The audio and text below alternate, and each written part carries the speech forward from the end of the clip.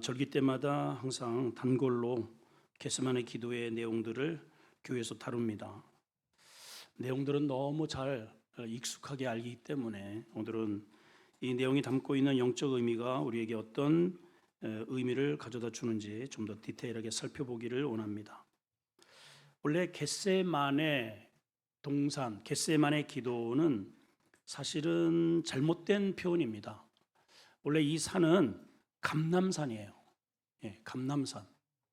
지금도 감람산에 가보면 기드론 골짜기 너머에 예수님 당시에 있었던 그 나무래요. 그 나무들이 그냥 기둥이 막 이만해 이렇게. 그래서 예수님이 왔다 갔다 했던 것을 이 나무는 보았을 거다. 그렇게 안내원이 얘기를 하더라고요. 뭉클합디다. 자, 그래서 감람나무가 많기 때문에 당연히 거기에 유착기가 필요하겠죠. 감나무를 짜는 틀, 그게 겟세마네예요. 자, 왜 겟세마네, 감람산 기도라고 안 하고 겟세마네라고 했을까? 주님이 마지막 밤에 십자가를 지는 바로 그날 저녁에 이곳에서 자신의 몸을 짜내는 듯한 피와 눈물과 그러한 아픔의 통곡의 장소를 바로 이곳에서 하셨기 때문입니다. 자, 오늘 첫 번째 우리가 이 말씀을 통해서 우리가 살펴볼 내용은 이겁니다. 도제의 관계의 본질이 뭐냐? 도제라고 하면 스승과 제자의 관계의 본질을 이야기합니다. 스승과 제자와의 관계는 제자는 스승을 따르는 삶이에요. 스승을 닮는 삶입니다. 자, 32절은 이제 있습니다. 시작. 그들이 겟세마네라 하는 곳에 이름에 예수께서 제자들에게 이르시되 내가 기도할 동안에 너희는 여기 앉아 있으라. 겟세마네는 뭐 하는 곳이라고요? 짜는 곳이에요. 짜는 곳. 주님이 이곳에 자기의 몸을 짜러 오셨어요. 자, 제자는 예전에 도제 교육이라 해요. 도제 교육. 이거는 스승과 함께 먹고 자고 함께 마시면서 스승의 학문과 그러한 영성과 기술을 배우는 방식을 뜻합니다. 제자들이 3년 반 동안 주님과 함께 동행을 했잖아요. 도제를 했단 말이죠. 자, 그렇다면 당연히 제자들은 예수님이 가고자 하는 그러한 그 길을 제자들도 당연히 가야 할 것이고 또 당연히 그것을 자랑스럽게 여기고 그것을 영광으로 여겨야 합니다. 이제 왜냐하면 주님이 이 제자들에게 보여줄 거 다 보여주시고 능력을 행하시고 그리고 본인이 앞서 가야 할 그렇게 제시한 그 길을 가고 계시는 거예요. 처음에는 내가 어떤 존재인지를 능력으로 보여주셨다면 중간쯤 들어서는 최종적으로 내가 어디를 향하여 갈지를 제자들에게 끊임없이 제시를 합니다. 나는 십자가를 향할 거다. 나는 죽으러 왔다. 그래서 모든 비유와 말씀과 사건을 통해서 십자가의 길을 끊임없이 제시하셨습니다. 그런데 제자들의 이 마지막 예수님의 행보에 있어서 주님의 이 의도를 알아차렸을까? 못 알아차렸을까요? 몰라요. 여전히 몰라요. 그래서 오늘 주님이 이렇게 말씀하셔요. 자신이 짜러 왔고 제자들로 함께 짜야 하는 그 장소에 주님은 이 제자들을 함께 데리고 갈 수가 없어서 너희는 내가 짜는 기도를, 내가 피 눈물을 흘리는 기도를 하는 동안에 너희는 거기 있어라.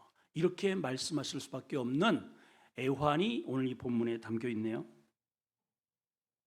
성경에는 유일하게 이 부분을 극복한 제자가 사도 바울입니다. 자, 바울의 고백을 한번 들어볼까요? 고린도서 4장 11절 13절입니다. 시작. 바로 이 시각까지 우리가 줄이고 목마르고 헐벗고 매맞고 정처 없고 수고하고 친히 손으로 하는 일을 하고 모욕을 당한 즉 축복하고 박해를 받은 즉 참고 비방을 받은 즉 권면하니 우리가 지금까지 세상의 더러운 것과 만물의 찌꺼기가 되었다. 왜 이런 취급을 받았을까요? 전에는 이 종교에 대해서 예수님에 대해서 증오를 했죠. 잡아 죽이려고 했습니다. 그런데 주님을 제대로 만난 이후에 저분이 어디를 가려고 하는지, 나를 이렇게 불러 세워서 무엇을 하기를 원하는지를 정확하게 인식을 하고 그렇게 해서 똑같은 주의 십자가의 길을 걷더라 이 말이죠. 그러면서 그 많은 수모와 고통을 바울이 어떻게 해석을 하느냐, 이렇게 해석했어요. 내가 이렇게 걸어온 일을 자랑스럽게 여기노라. 아멘 안 하네요. 아멘 안 해요. 예, 아멘을 안 하는 이유는 우리는 그 길을 가기 싫은 거죠.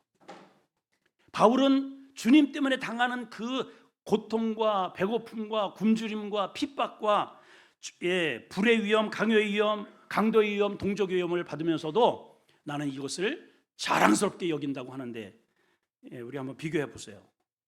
내가 예수를 믿고 내가 달라지고 변화되기를 원하는 나는 무엇이 달라지길 바래요? 목사님 뭘 다 하시면서 넓은 땅 평수죠. 남편 승진이잖아요. 우리 애 이번에 시험 보는데 꼭 합격해야 되는데 합격하는데 목사님 기도 좀 해주세요. 주님의 뜻과 전혀 다르네요. 우리는. 자, 마태복음 10장에 예수님이 이런 말씀을 하셨어요. 이거와 관련되어서 스승과 제자의 관계가 어떠냐? 24절 25절입니다. 시작. 제자가 그 선생보다 또는 종이 그 상전보다 높지 못하니 제자가 누구와 같고 그 선생과 같고 종이 그 상전과 같으면 족하다. 이 말을 왜 하셨을까요? 내가 걸어가는 일을 너도 함께 이해하고 따라왔으면 좋겠다, 이런 의도로 말씀하신 거예요. 결국 주님이 가시는 최종 목적지는 어디입니까? 십자가의 길이죠. 근데 지금 십자가를 지는 바로 그 전날 밤 다 보여주셨고 내가 누군지를 알리셨고 하늘에서 왔다는 것을 알고 의도를 다 밝히셔서 이제 이 밤에 그 십자가를 져야 할 그 행복 바로 직전에서 제자들은 따라가지 못하고 너희들은 거기까지, 이런 씁쓸함이 있다는 것입니다. 자, 이 말씀을 통해서 굉장히 중요한 우리는 영적 교훈을 한 가지 얻게 됩니다. 한번 따라할까요? 기도의 자리가 다르다. 다시 한번 크게 해보세요. 기도의 자리가 다르다. 이게 무슨 말일까요? 기도의 자리가 다르다? 다르더라고요. 영적인 수준이 달라요.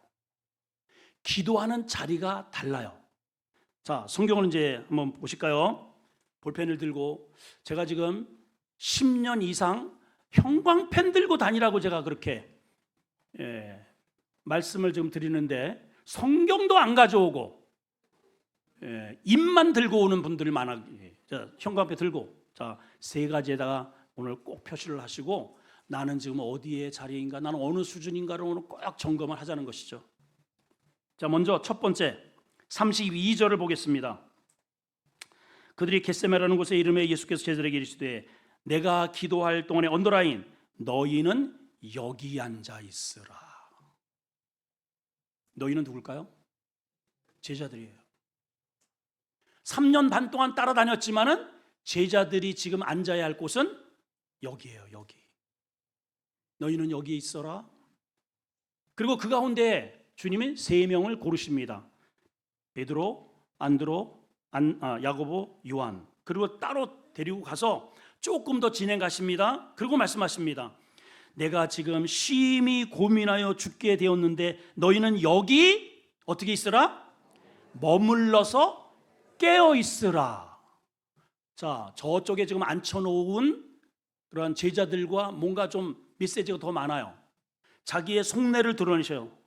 내가 지금 많이 힘들다. 내가 많이 고통스러워. 고민이 많아. 근데 주님이 그러면 이들을 데리고 기도를 가셔야 되잖아요. 여러분 힘들 때 누구한테 기도 부탁하잖아요. 함께 기도해 달라고. 지금 가장 힘들 때, 가장 어려울 때, 가장 고독하고 외로울 때 이 세 사람들은 늘 그동안에 주님이 어려운 과정을 함께 하셨단 말이죠. 그렇다면 이 세 사람을 함께 기도 처소까지 가서 하나님께 매어 달렸어야 했는데 이들에게 그렇게 하지 못하고 뭐라고 말씀하십니까? 너희는 여기 머물러 깨어 있으라. 우리 적용을 해봅시다. 우리 교회에 신앙생활하는 사람들 중에는 교회에 나와서 머물다가 가시는 분들이 계셔요. 그냥 앉았다가 가는 겁니다. 머물다가 가는 겁니다. 주님이 나를 여기에 왜 끌고 오셨는지, 도대체 주님은 저기 가서 뭘 하시려고 하는 건지, 이 밤에 도대체가 이 멀쩡한 대낮에 이 주일날 왜 내가 여기 있는지 몰라. 그냥 머물다 가는 겁니다. 여러분, 이런 수준에 있으면 안 됩니다. 절대로. 이거 봐. 이럴 줄 알았어요. 그럼 어쩌자는 거예요 지금? 머물다 가겠다는 거예요 지금? 머물다 가지는 맙시다. 인사합시다. 시작. 머물다 가지는 맙시다. 이거 목사님, 내가 여기 온 것만도 감지덕지 하세요. 어우, 감사합니다. 감사합니다.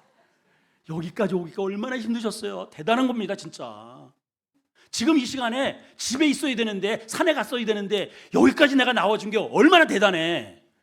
대단한 거죠.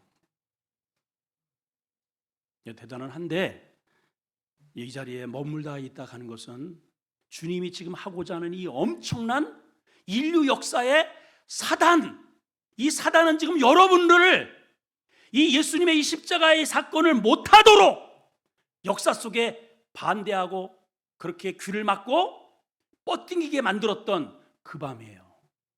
예수님은 그 사단과 일전을 지금 벌이시는 절대 절명의 순간이란 말이죠. 근데 우리는 전혀 그러한 것을 의식도 못해요. 말씀을 들어도 뭔 말인지를 몰라요. 도대체 저 양반들 매주서마다 이렇게 크게 열을 낼까? 도대체가 나 이해가 안 되네. 난 도대체가 그 집에 가서 항상 한 말이, 우리 담임 목사님 하여튼 목소리 하나는 하여튼 들을만해. 이 목소리는 큰 것이지 그 안에 무슨 내용을 담아 있는지, 저게 뭔 말인지 전혀 I don't know, you don't know, we don't know. 그게 여기 머물라는 메시지입니다. 여러분, 거기에 머물러 있으면 안 돼요. 진짜입니다. 제발 부탁해요. 을라알랄라. 그 다음 단계, 주님은 그 가운데서 그나마 알아먹을 사람을 고르십니다. 초이스 하셔요. 베드로야 나와라, 야고보야 일로 와, 요한 우리 함께 가자. 그래서 그들과 조금 더 진행하십니다. 그리고 나서 여기에서는 말씀하지 않는 자기의 속내를 말씀하셔요. 내가 지금 심히 고민하고 죽게 되었다. 십자가에 예수님의 고난, 예수님의 고뇌, 목회자의 고뇌, 교회의 고뇌를 함께 공유하셨어요. 그런데 문제는 뭐냐? 거기까지입니다.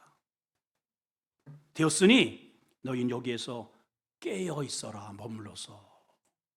깨어 있으라는 말은 뭐예요? 졸지는 말아라. 예배 잘 드려라. 예배 잘 드리고 기도 생활 잘하고, 이게 깨어 있는 겁니다.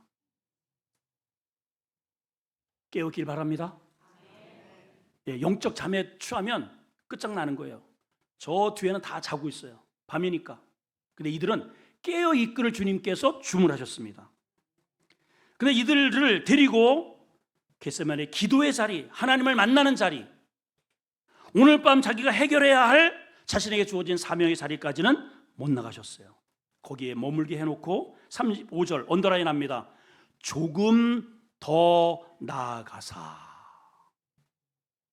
그리고 홀로 고독하게 땅에 엎드려 될 수 있는 대로 이때가 자기에게 지나가기를 간곡히 구하는데, 다른 성경에 보면은 기도하실 때 그 땀이 나는데 그 땀방울이 핏방울이 되더라 하는 기도를 하십니다.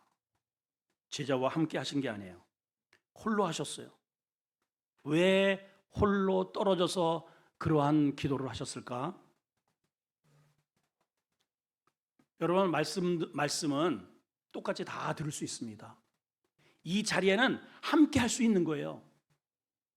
근데 여러분, 십자가를 지는 자리는 누가 대신 져줄 수 없어요. 교회는 부인 따라 나올 수 있어요. 엄마가 가자니까 여기까지 끌려 나올 수 있습니다. 근데 하나님께서 여기에서 제시하시는 십자가를 지는 일은 누가 대신해 주는 게 아니에요. 그래서 고독한 거예요. 외로운 거예요. 여러분, 누가 인류의 저 시커먼 쇳덩어리를 누가 대신 지겠냔 말이에요. 죽음의 자리를 누가 대신 나가겠냔 말이에요, 여러분. 하나님의 진노를 받는 일입니다. 예. 이거는 오직 예수님만이 가능한 일이에요. 그래서 예수님은 제자들을 거기에 떨궈 놓으신 겁니다. 이거는 우리에게 엄청난 상징적 메시지를 던져주고 있어요. 성도들이 다 교회 나와서 그 자리에 있고, 어떤 사람은 깨어서 경성하여 기도도 하고 말씀도 듣습니다. 표정이 살아납니다. 예, 함께 말씀에 반응까지는 합니다. 근데 그 하나님이 주시는 도전의 메시지, 그 십자가를 지는 자리는 아무나 하는 게 아니죠. 저 일은 하나님이 나보고 하라고 하는구나, 그렇게 깨닫는 자만이 주님을 따라 나설 수 있다는 뜻입니다. 앉아 있습니까, 여러분? 깨어 있습니까? 오늘 이 말씀을 통해서 내가 위치한 자리가 어디인가를 한번 점검하셨으면 좋겠어요. 여러분, 절대로 교회에 앉아 있다가 가는 성도는 되지 마세요. 최소한도 깨어는 있으세요. 말씀이 들려줘야 합니다. 반응해야 합니다. 그리고 더 나가서 주님이 나 때문에 저런 핏방울을 흘리러 가시는구나, 나 때문에 저렇게 하시는구나 해서 그 일이 내 일이 되어야 돼요. 그러면 따라 나설 수 있습니다. 제가 목회의 길을 오기까지 누가 등 떠민 거 아닙니다. 하라고 의자에다가 핀셋을 꽂아놓은 거 아니에요. 억지로 온 게 아닙니다. 저 자리가 내 자리구나, 내가 해야 할 일이로구나, 그렇게 제가 이 자리에 있게 된 것입니다. 자, 오늘 한 가지 더 우리가 살펴볼 내용은, 주님이 오늘 절규를 하셔요. 자, 34절을 다시 한번 보시면 제자들에게 이렇게 얘기해요. 3명이에요. 그것도 내 마음이 심히 고민하여 죽게 되었다, 너희는 여기에 머물러 있어라 하시면서 36절에 보니까 시작, 이르시되 아빠 아버지요, 아버지께서는 모든 것이 가능하시오니 이 잔을 내게서 옮기시옵소서. 여기까지 한번 봅시다. 이 잔을 뭐라고요? 옮기시옵소서. 자, 지금 하늘 아버지에 대해서 예수님이 뭐라고 표현하십니까? 아빠. 아니, 어른이, 우리 옛날에는 저 어렸을 때 대체적으로 우리 시골은 아빠라고 안 불러요. 아버지. 아버지가 아니에요. 아버지. 왜 그러냐? 그리고 조금 이제 장가 들고 성장하잖아요. 아버님. 이렇게 조금 그 걸맞는 이름을 한단 말이에요. 이 아빠라는 말도 저는 한 고등학교 들어가가지고 아주 제가 우리 아버지한테 아빠라는 말을 한 번도 내가 불러본 적이 없어요. 그냥 아버지예요, 우리 아버지.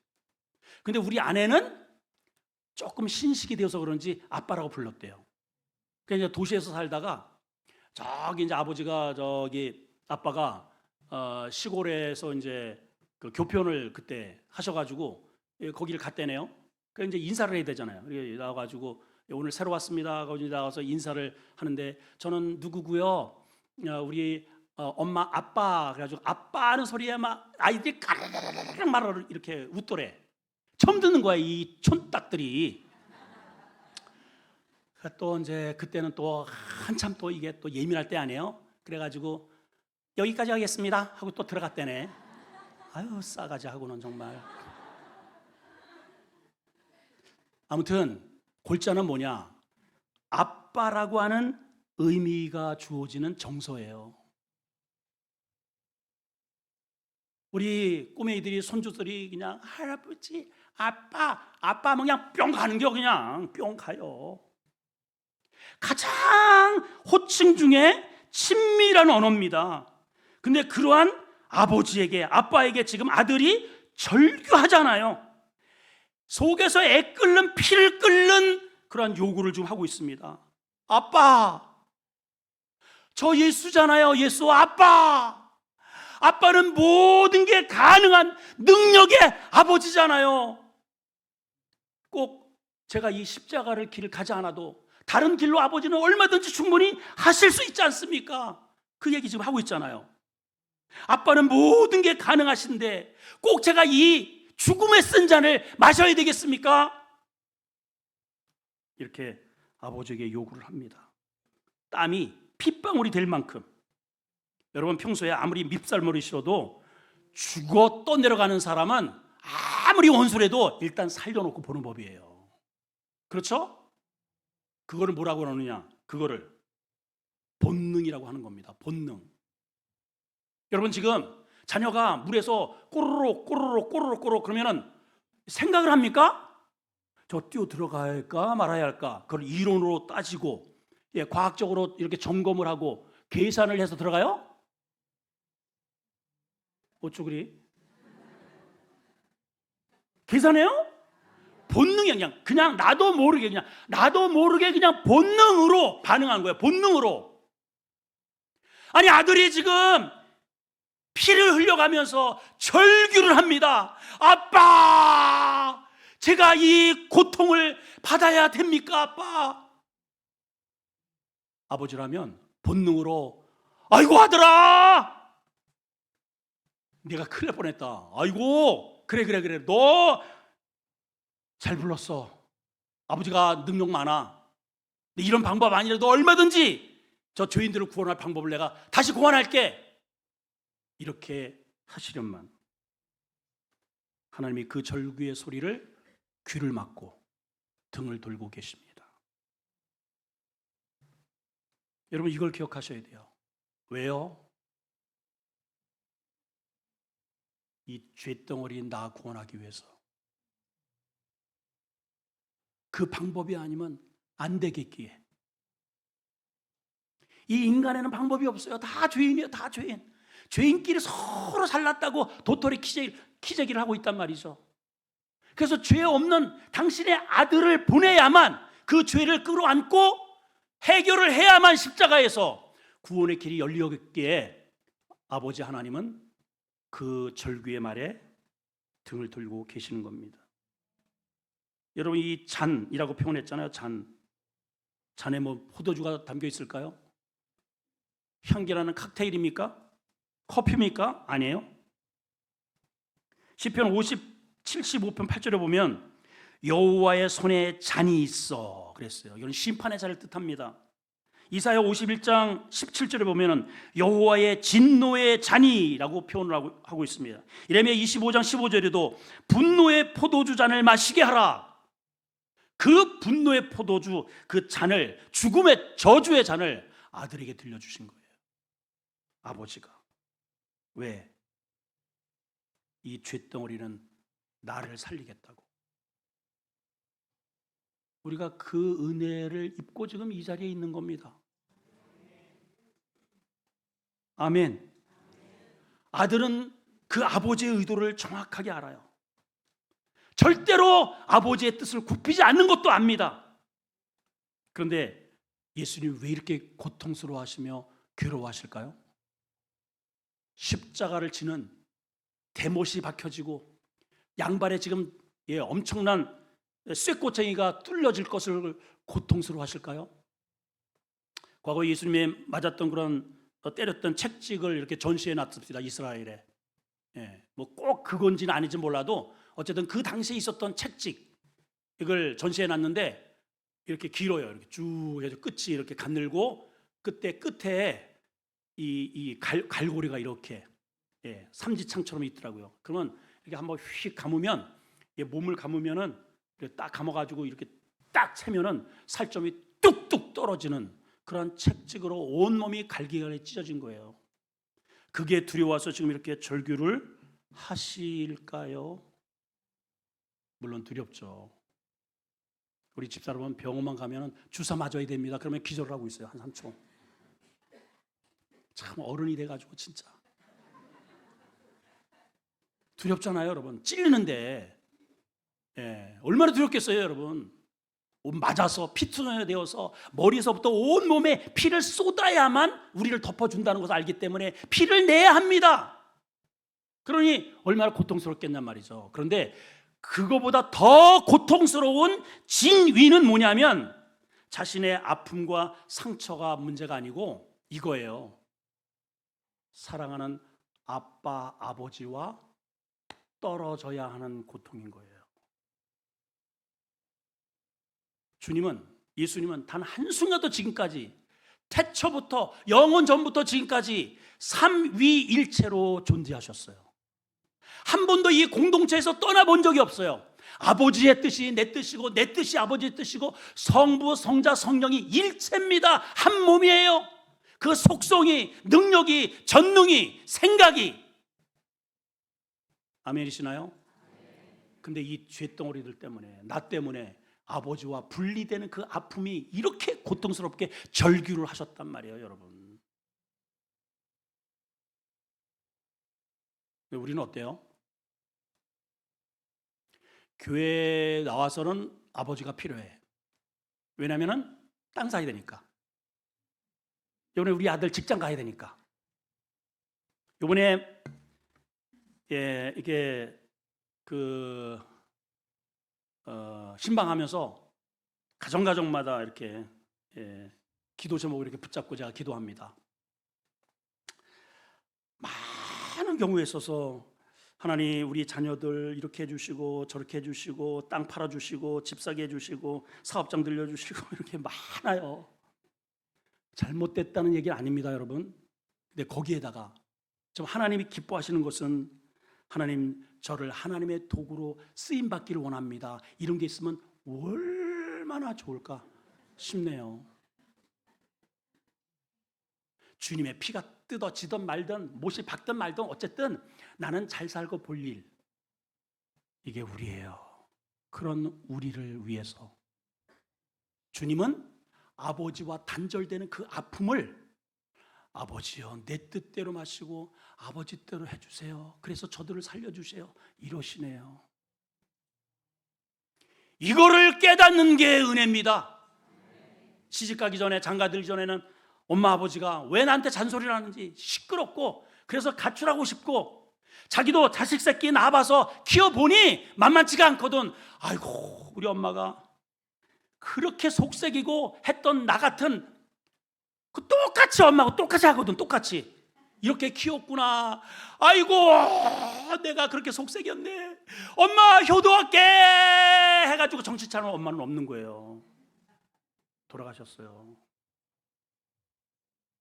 여러분, 죽고 나서 천국 문 앞에서 아이고 천국이 진짜 있네, 아유 세상에, 그렇게 담임 목사님이 그렇게 소리를 내면서 그렇게 십자가 함께 지라고 했는데, 아이고 그렇게 할 걸 거기 막걸리가 많대. 걸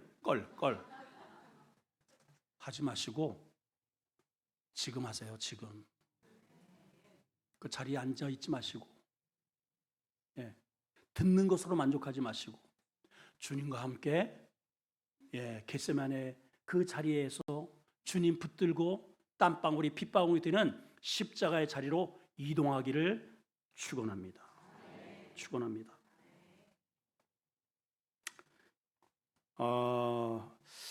지금 미국 대통령 전 대통령이 바이든 대통령이죠. 이 양반 그 책상에 보면은 아버지로부터 선물 받은 그림이 항상 이렇게 전시를 해놓고 있다고 합니다. 저 바이든 책상 앞에 왼쪽에 동그랗게 그 사진이에요. 그림이 두 종류입니다. 하나는 천둥 번개가 막 치고 막 벼락이 치고 막 두려움이 이렇게 몰려와요. 그래서 저 사람이 제 인생의 고난을 상징하는 겁니다. 왜 나에게 이러한 천둥 번개를 주시고 이렇게 두렵게 하고 우박을 주시고, 그래가지고 하늘을 향해서 외치는 거예요. Why me? 외치는 거예요. 왜 하필이면 납니까? 왜 나만 이런 고통을 당해야 됩니까? 다른 사람 많잖아요. 근데 하늘에서 응답이 오죠. 뭐라고 합니까? Why not? 왜 너는 안 되는데?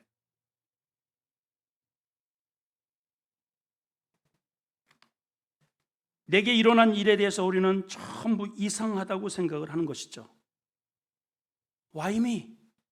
왜 납니까 하나님? 하나님 말씀하셔요. Why not? 왜 너는 안 되니? 나는 내 아들을 잡았다. 너를 위해서. 나들이 나를 그렇게 목 놓아 땀방울이 핏방울이 되도록 절규를 했어도 나는 너를 살리려고 등을 돌렸어. 근데 너는 왜 안 된다고 그러냐?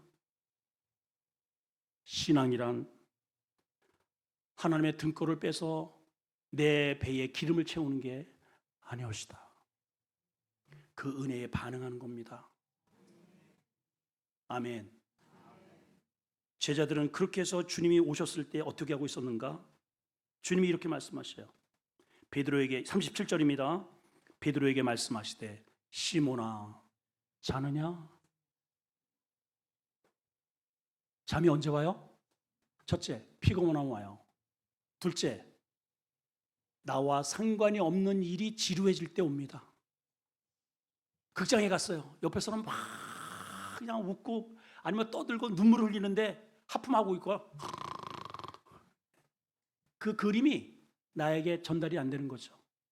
제자들은 주님은 바로 이 근처에서 땀이 피가 될 정도로 절규를 하시는데 제자들은 가슴에 그것이 와닿지 않는 거예요.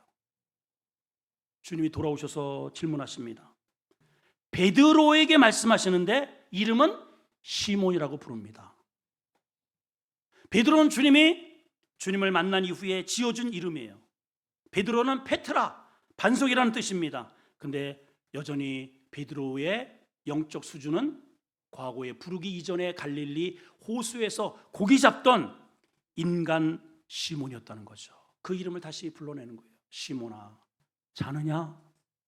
오늘 주님이 오늘 우리에게 묻는 질문입니다. 수원 아름다운 교회 성도들아, 자느냐?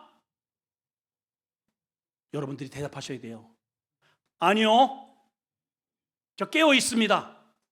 그러면 나와 함께 가자. 나와 함께 가자. 내가 장차 너를 개발하리라. 지금은 자고 있어요. 지금은 그냥 앉았다 가고 있어요. 근데 주님의 이 콜링에 여러분들이 반응하시면 장차 앞으로 내가 너를 개발하리라. 결국 베드로가 도주도 하고 도망도 치고 낙향다고 했지만 결국은 그 은혜 깨닫고 로마까지 가서 주님처럼 거꾸로 십자가에 매달려 주님의 길을 걸어갔습니다. 최고의 영광이죠. 오늘 내가 감당해야 할 십자가가 무엇인지 거기에 머물러 있지 말고 주님이 가시는 그 골고다 언덕이 아니라 겟세마네 기도의 초석까지 함께 주님과 함께 나아가는 일진보의 신앙이 있기를 축원합니다. 하나님, 겟세마네 기도, 주님이 이곳에서 자신의 몸을 짜내셨습니다.